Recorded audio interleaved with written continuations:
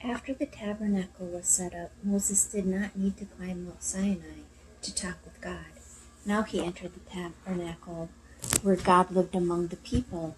There he heard the words of the Lord. Before this, anyone who wanted to worship God built an altar, burning his offering upon it, and called on the Lord to forgive his sins, and the Lord would hear him. Now Moses told the people, "Whenever you want to worship God and have him forgive your sins, bring your sacrifice to the priests at the door of the court. They will tend the altar of the burnt offering. The priests will offer the sacrifices before the Lord, and God will accept them." God chose Aaron to be the high priest. To him, God gave the most important work in the tabernacle of worship. God chose Aaron's sons to be priests also. They were to help their father. On the morning when the tabernacle worship first began, God told Moses to call the people together before the door of the tabernacle. Before everyone, Moses was to anoint Aaron and his sons with oil and put on them the beautiful priestly robes. God wanted the people to see that he had chosen these men to do his work in the court and in the tabernacle. After Aaron was made high priest, he offered a lamb on the altar of burnt offerings as a sacrifice for the sins of the people.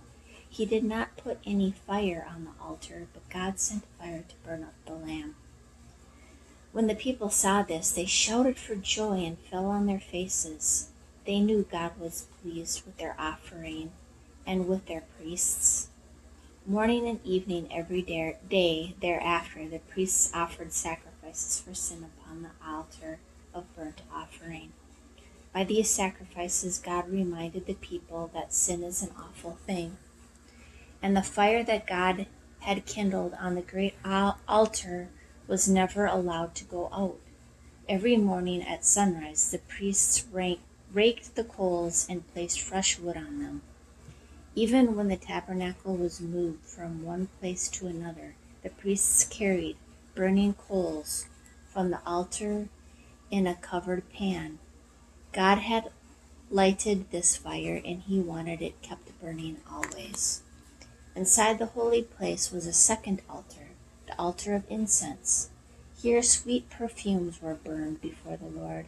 Every morning and evening, the priests carried a shovelful of burning coals from the great altar to light the fire on the altar of incense. They carried these coals in a censer, a bowl that hung on chains. God commanded that the altar of incense should be lighted only from the fire that he had kindled on the great altar.